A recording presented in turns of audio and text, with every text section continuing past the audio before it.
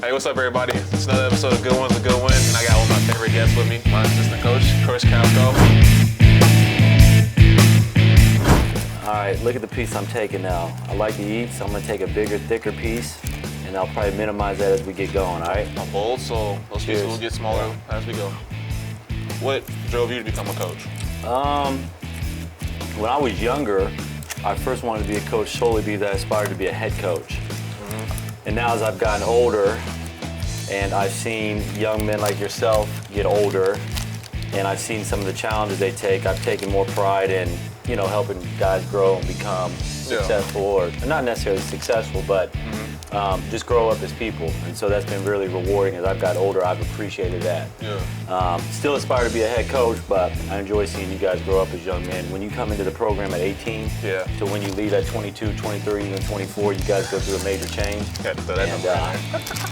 It's rewarding to see that. So that's why I coach. And you know, if I get to be a head coach on top of that, then that's icing on the cake. I know one day you will, for sure. I don't doubt about that.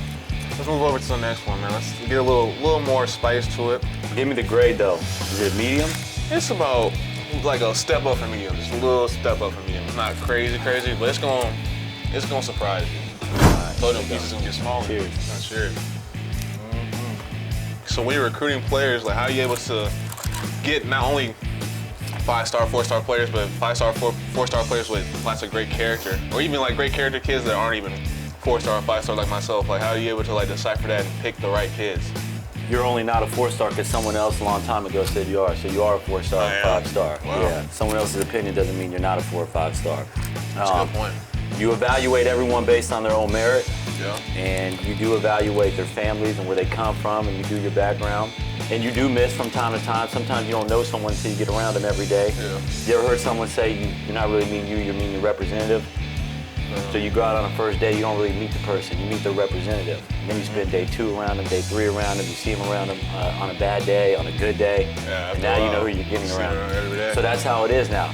Sometimes we get around kids and we don't know who they are until maybe they haven't played as much as they won 4 games in. And then you can see the character of some kids, and the same through. It's a long season, there's a lot of adversity, but the really good, high character ones, the ones that we've been lucky to keep in our program, stay focused on getting better, are worried about the things that matter, and they just continue to get better through good or bad. All right, I'm killing this medium piece. I see. That's why we gotta slow you down and get you to the next one, man. Okay. Let's step up. Now this one is actually hot.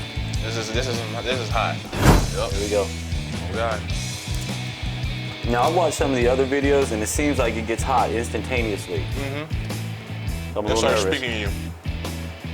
I'm start speaking to you, but I need to speak to you too. So let me ask you some questions. That's hot. That's hot. Being here at USC for coaching for a couple of years, what's probably the best memory you have coaching here besides the Elite Eight? Everyone talks about the Elite Eight. What's a memory that you had that's besides the Elite Eight that you're like, oh yeah, it's a great memory? There's been a couple of them. My 2 favorite are SMU and NCAA tournament.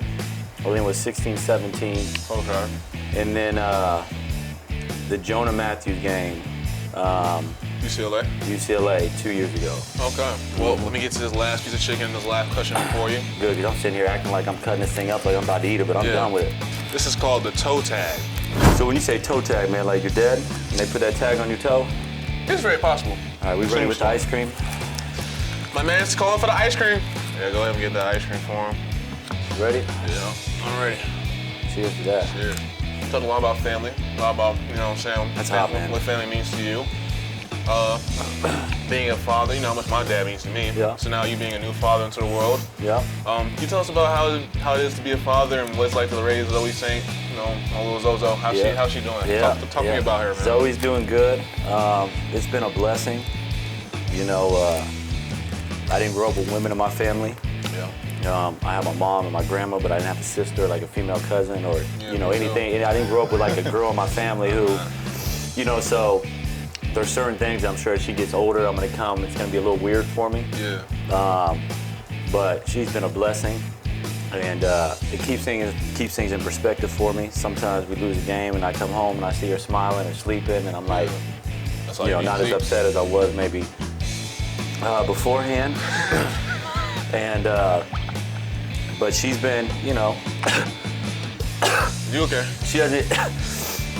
I swear it's about the chicken, not my daughter. Pick up that spoon.